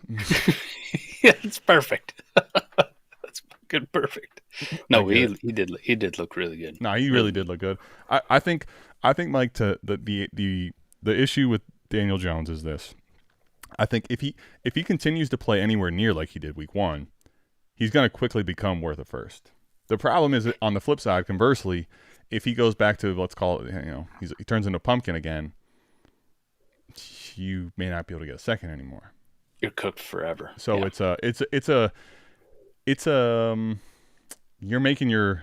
a chance to make a good profit if you believe, but you're also it's a risky game. I'd say it's a risky game is the way I'd say it. Daniel Jones or Tua? Same pitcher. No, I mean I'll probably still rather have Tua, but it's kind of the same picture, honestly. Like And I think if you wanted dimes, I wouldn't even fight you. I think I'd rather have dimes, man. I think I'd rather have dimes. The reason I say that is like I still Dimes believe or Sam Darnold. I'd rather have dimes. I would rather have dimes as well. Yeah. But I can't make a case for anybody else. How about for Robo Chris? I can do that. Inbox trade. I love Boom. inbox trade, especially on Super Chat on AMA. 12 teams, start 11, Superflex, 2-point tight end premium. Now, quickly, I want to touch on this. Does that mean that it's 2 points per catch, or is that 3 points per catch? Because that does change a lot of that part. But actually, at this point, it maybe doesn't matter a whole lot considering what the trade is. I just lost Purdy for a few weeks. He was offered Mahomes, a 27th third, for Purdy, a first and a second, Mike. I can't do it. Okay. What would you be doing here? This is actually a pertinent super chat given the conversation we were just having, the gross Darnold dimes, Even an injured Purdy for a couple weeks is worth a first, right? So if you look at it as Mahomes and a third for 2 firsts and a second. For 2 firsts and a second. With what we've seen from Patrick Mahomes, no one likes to fucking hear it, man. But can I tell you what is crazy? His market. He has the most troubling market I've seen. Yes. Everybody wants to move on so badly. Like think about this for a second. You have Patrick Mahomes, and you're waiting for this type of a thing just to try to get rid of him. Now, I'm not saying it's not a heady trade offer to send out, but to me, what's so weird about it is like the startup ADP still reflects that he's this elite asset when he's not. Right? Like he's got an odd market. All that to say, this is what I personally would say, Chris.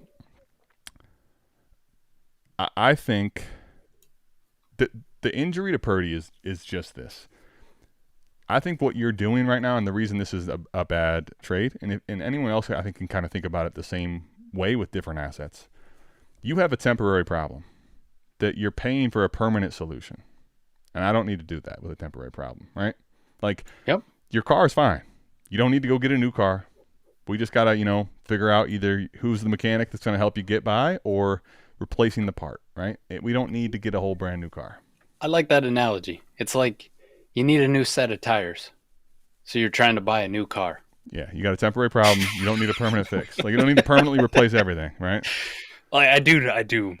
One of my former bosses came into work one day and he goes, I got to get new tires for my truck. And then the next day, the guy shows up with a brand new truck.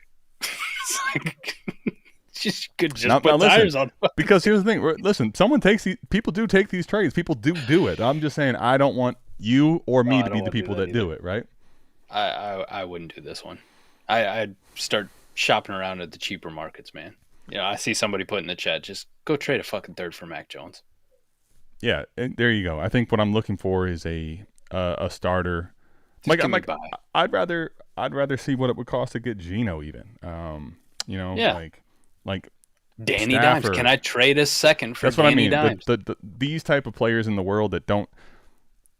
Basically what I'm trying to do before I make a trade like this at all is what quarterbacks are available for me to have while I don't move this first, period. Like, if I'm going to pocket this first, not even bring it to a consideration. I'm not even thinking about moving it.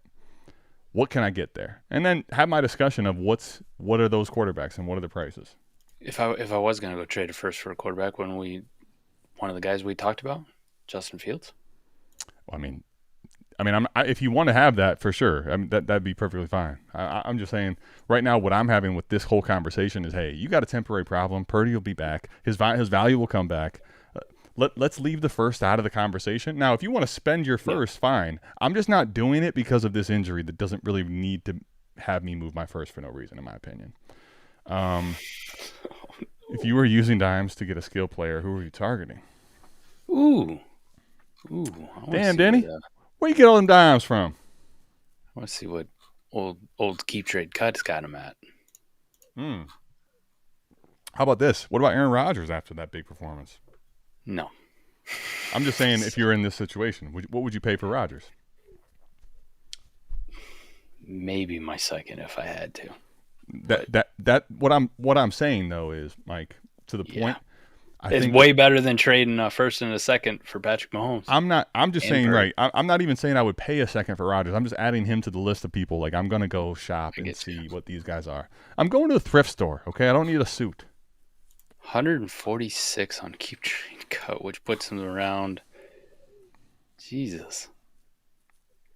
A.O. Manor, Jalen Coker, Tesla, Marvin Mims. Fuck. Tesla, huh? Keep Trade Cut still hates Daniel Jones, so my answer is going to be way the fuck higher than that. Like, I'm not giving up Daniel Jones for Stephon Diggs or Jaden Blue. That shit ain't happening. Nope. I need to go back a page. Let's try that. How about Michael Pittman Jr.? Like that? Trading for his fucking teammate. That's the kind of skill player swap I want to make. Yeah, Mike, I'll tell you the truth. I think he might be able to shoot higher, honestly. Now, I'm not telling you not to make a trade like that. I'm very encouraged by what I saw from Michael Pittman Jr. I'm just saying. Keon Coleman? Yeah, think. Now, that would be too high. No, I mean, it could be, but I think that's the type of offer where it's like, Mike, let's go quarterback hoarding again, right? Like, this is a quarterback hoard mentality. I'm definitely wanting to move a dimes, but man, if someone needs a quarterback right now, I'm probably looking to get at least a Pittman, if not higher. But I think these guys might be a little too high, Olave or Addison, personally.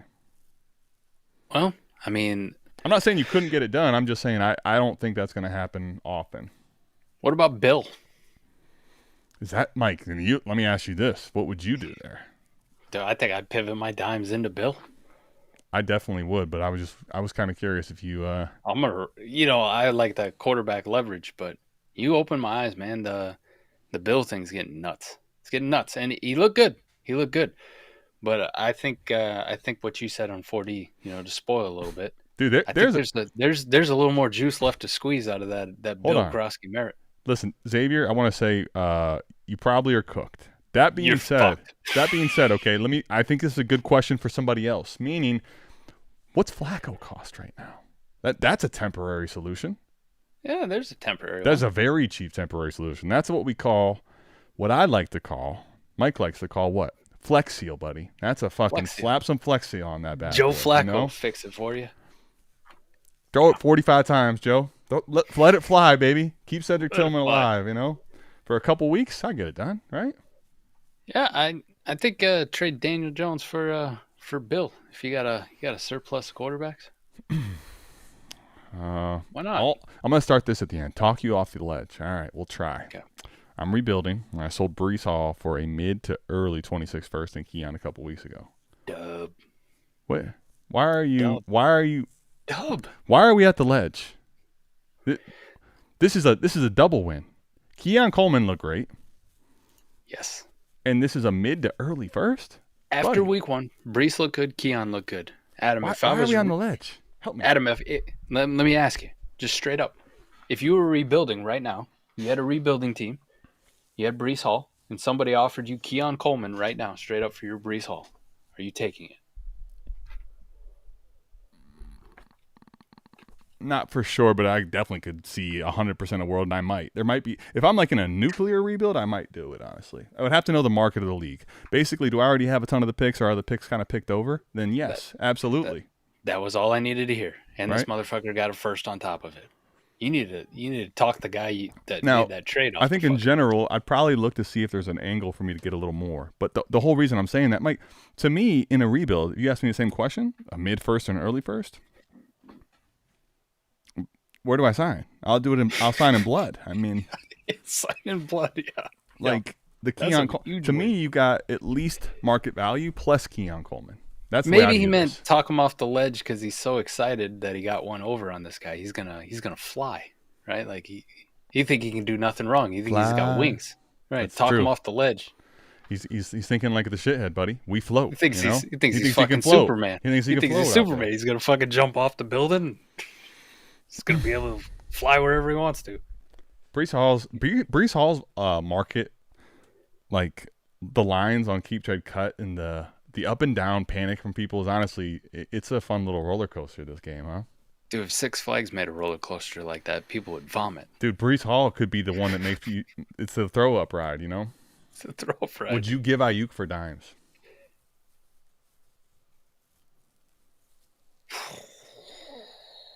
Yeah. Fly with me. Yeah. Yeah. Thank you. It's time to be honest.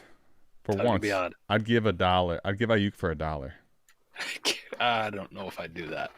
Gee, why do you hate him? Like a real dollar, like a dollar you can spend. You can't really buy shit for $1 anymore, but you can buy a Patreon membership. Yeah, you can. See, Mike, I was going to say, I was ready to tell you, come on. You got to get the layups. Got to take the layups. It's about the only thing you buy for $1. Listen, you can't go through the drive-thru and get the dollar menu anymore, okay? That being said, I know a place that you can use it. All right, Dak, Breece. We got Dak, Breece, Zay, Kittle, Warren. Lots of running back bodies. Hollywood, couple of firsts. I'm sorry, I missed a question, I think. Yeah, did it right before kickoff. What did he say? Where's the question? Do you know? Nope. I don't know. Okay. That's all right. That's all right. All right. Any other questions, Mike, that you see in here that we need to get to before we do the giveaway and bounce? No, sir. Bounce, shorty, bounce. Other than the terrible Jay Jackson joke. He's useless. Terrible? You mean phenomenal. Chip said that was context from his neighbor's trade. His full team. Ah, okay.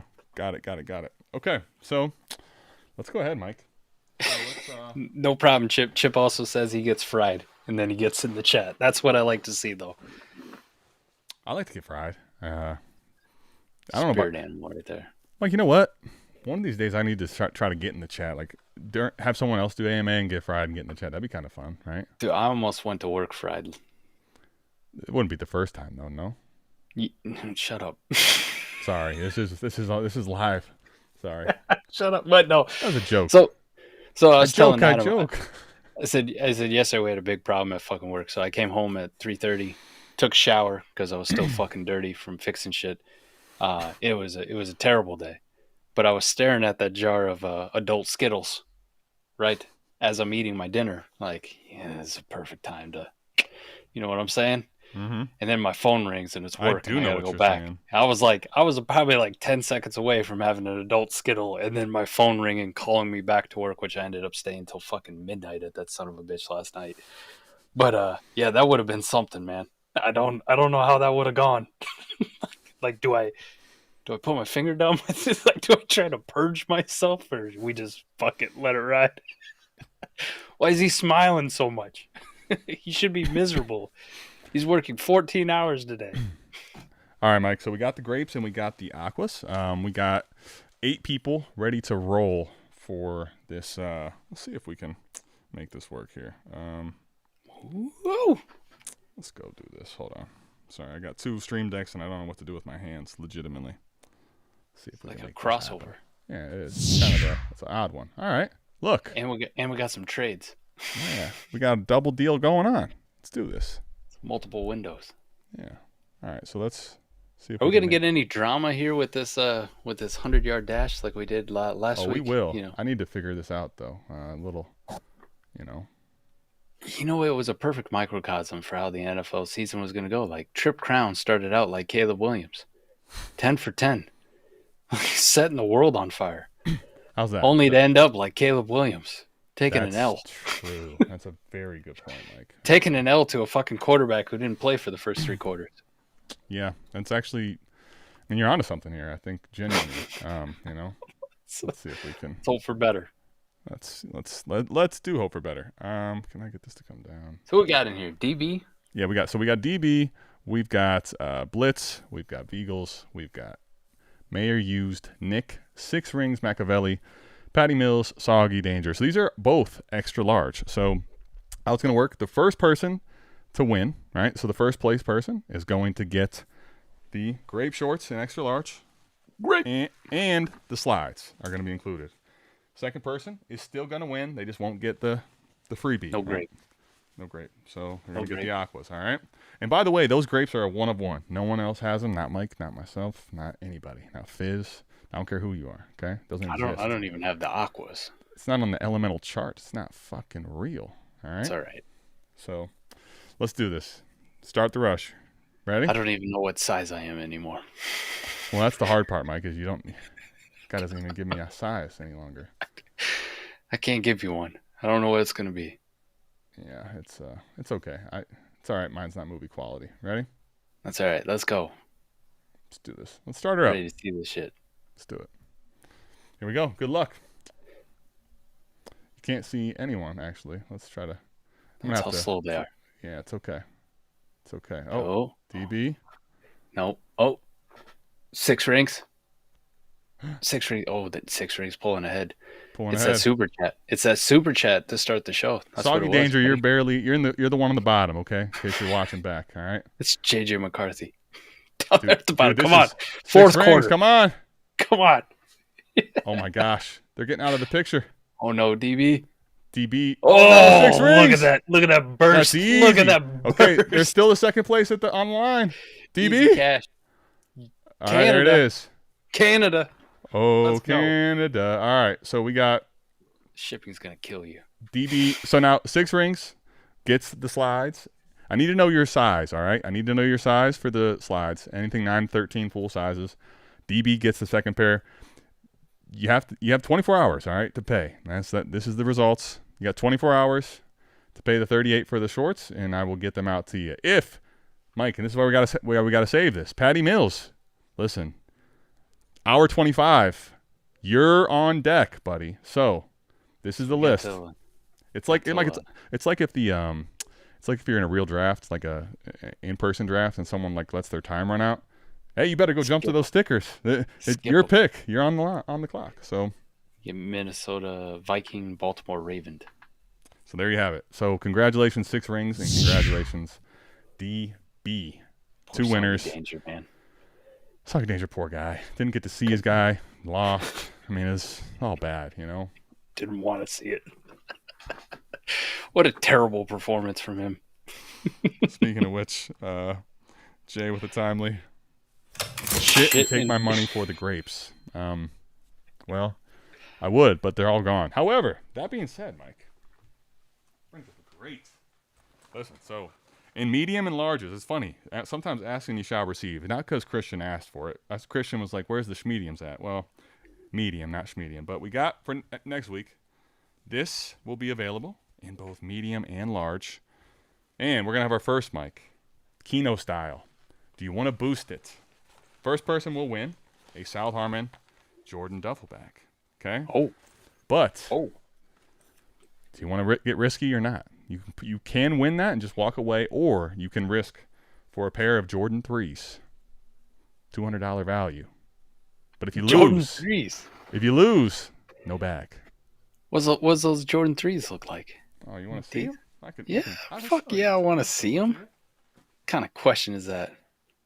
Let's see here, buddy. Clown question, bro. Do you want to see them? Size 10.5. All right, that's the rules on the game.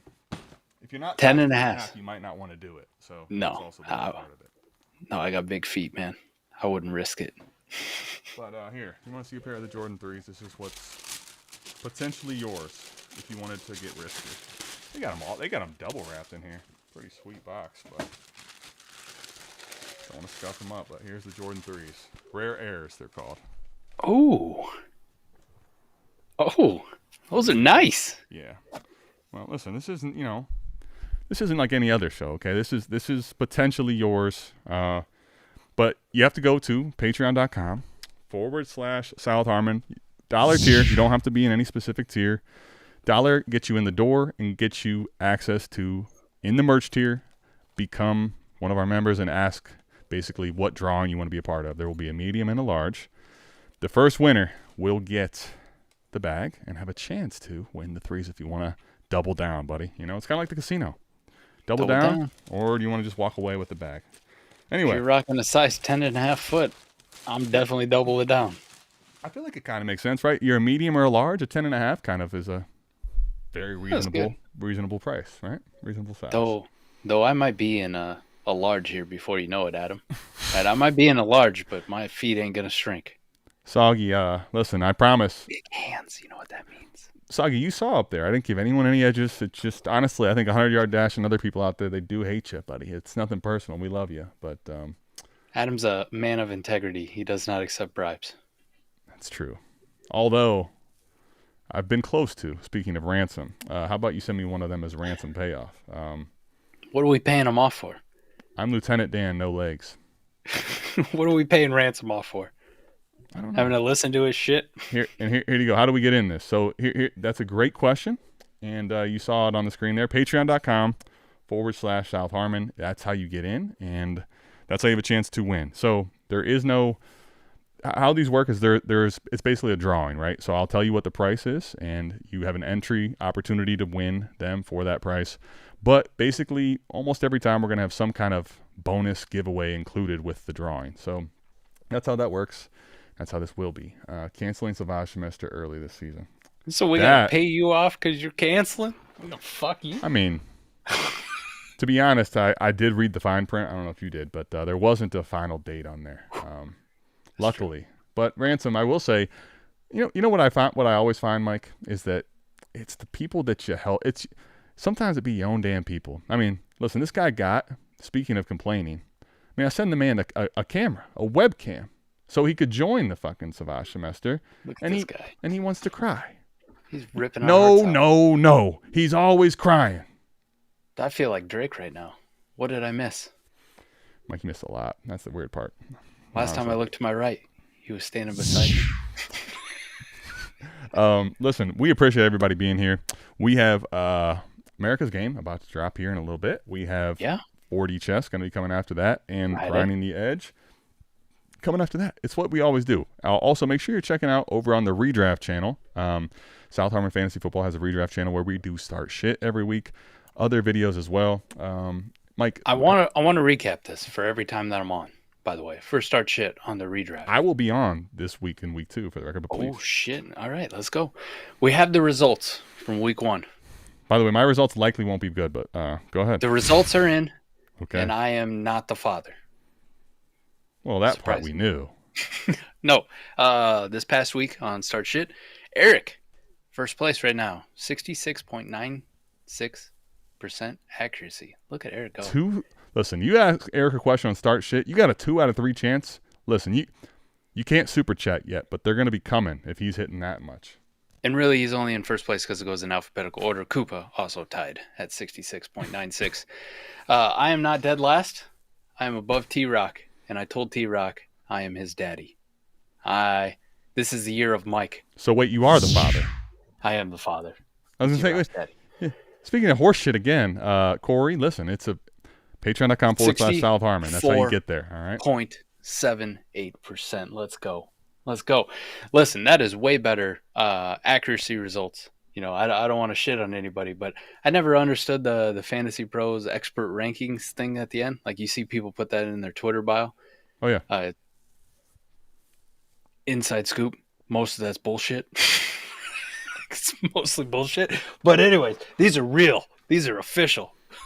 These are official. These are the numbers. I think here's the thing to keep in mind with everything, okay, is take it with a grain of salt. But, Mike, Danny Dimes had a great week 1. Can you follow up with another week when you're back on is the question. I think that's what everyone wants to know, We're rooting for you. Well, you're going to be on, so we're head-to-head, buddy. We're head-to-head. Listen, I will tell you this. When it comes to start shit, it's no longer never ask you to judge me on my winners. Only ask you to judge me on my losers because I have so few. That's not the case. I have a lot of losers when we go to start shit, okay? So I gave everybody Michael Pittman this past week. You're welcome. Thank me later. Damn, now I completely lost my train of thought. I have no idea what I was going to say and how we're going to check it out. Derailed it. Oh, it's all good. Corey, you guys go check out the Patreon, patreon.com. Join that. Next week, we have a medium and a large. And trust me when I tell you guys, we are just getting fucking started, buddy. Mike's been in the basement. He's seen it. It's not Ron. Okay, we're not quite Ron as far as the basement goes. All right, shout out to my guy Ron Stewart. But we're a close second maybe, and that's a far second. But we're working our way there, all right? We love you guys. We will see you back here. Same time, same place next week for AMA. Week 2, we're out of here. Peace. Peace.